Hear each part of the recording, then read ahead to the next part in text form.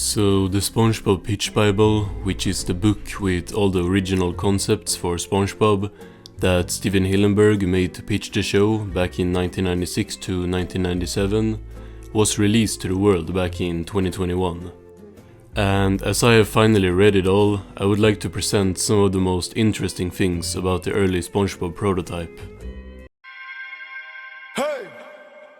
First of all, I just gotta say, it's amazing to be able to read this. I saw it when it was first released and looked through the pages, but never read it all because lots of text. But it's so interesting to see Hillenburg's original vision and like draft for the show. And it's pretty different from the show it ended up becoming. The biggest difference is probably the name. SpongeBob was not actually SpongeBob back then. He was Spongeboy. This original name for the sponge was changed after they found out that Spongeboy was copyrighted, so he became SpongeBob SquarePants instead. Another thing that had a different name were the Krabby Patties, named Barnacle Burgers in the Pitch Bible. The Krusty Krab was also spelled the normal way with the C's, so maybe the changes had something to do with each other to make the restaurant more connected thematically, you know, Krusty Krab, Krabby Patty. Krabs himself was actually not even a secondary character like Patrick, Squidward and Sandy was. Krabs falls under the category of other characters, alongside Pearl, who was supposedly like one of, if not the smartest person in Bikini Bottom, with top grades. Which is something that, while not that they changed it all around, but it's just not something they really ever adapted into any episodes. Like, she's not dumb, but her being smart is not a very present trait in the show. Other characters also included Plankton with a very accurate description but a different design for both his face and the Chum Bucket being a submarine instead of a bucket. Mermaid Man was pretty similar here, but Barnacle Boy was a completely different character called Barnacle Bill. He was actually not Mermaid Man's sidekick and instead an old sailor who lost all of his body parts except his head at sea. He also had a pet woodpecker bird, which makes a lot of sense with its design and is also really funny. After describing the different characters, the Pitch Bible shows us Hillenburg's story ideas for a pilot episode, which surprisingly does not include Help Wanted. The first one is titled Jellyfishing and is pretty much the same as the season 1 episode it eventually became. Just look at this drawing, it's beautiful. There are so many beautiful drawings in general in this Pitch Bible, especially the colored ones, they look really good. However, the second story idea for a pilot is Reef Blower and was very different from the short episode it became.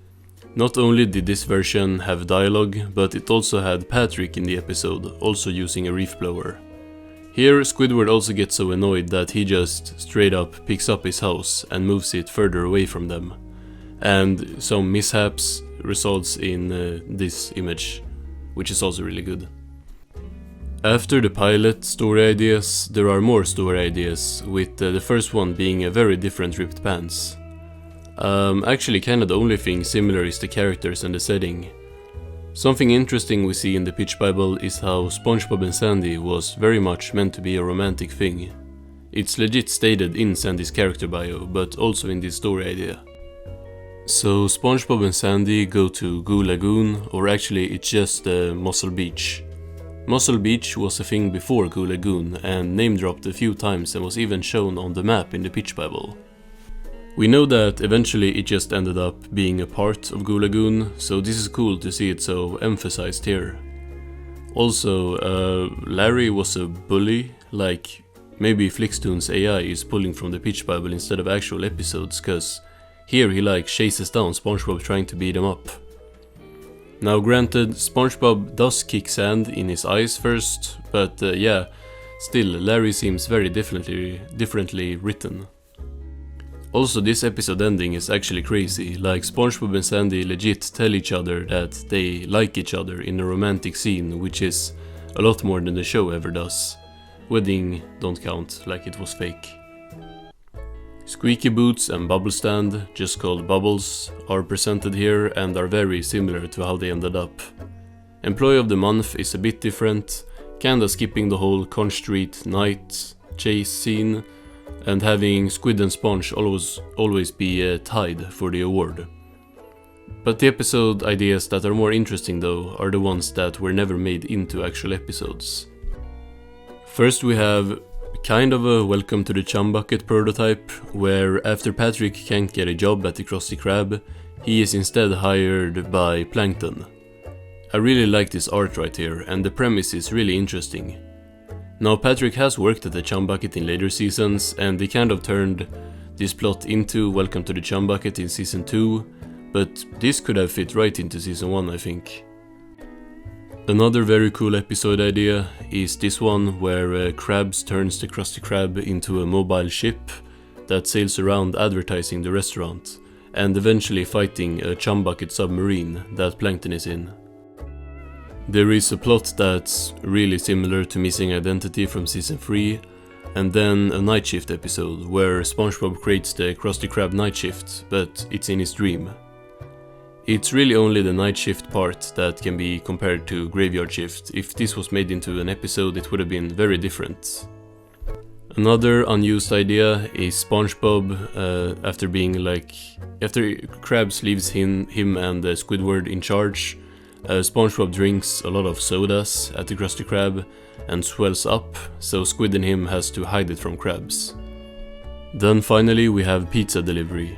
A very short premise and everything fits into the season 1 episode, like it's pretty much one-to-one. This version of the pitch bible, which is the second draft, is 56 pages long and does not feature a very important character and location, which is Mrs. Puff and her boarding school. So after Steven Hillenburg made this second version, he added Mrs. Puff into the third version, as Nickelodeon told him to make SpongeBob a kid who went to school. The boarding school became the compromise where SpongeBob could attend school, but as an adult. Sadly, the second 56-page version and the 23-page first version are the only ones I think are up on the internet currently. The last version, which is the 73-page one, might have been up at some point, cause otherwise we wouldn't know about the difference and existence of it, but I can't find that one. I really wonder what's in those extra pages except for Puff, but as it is, this pitch bible is still amazing to have access to.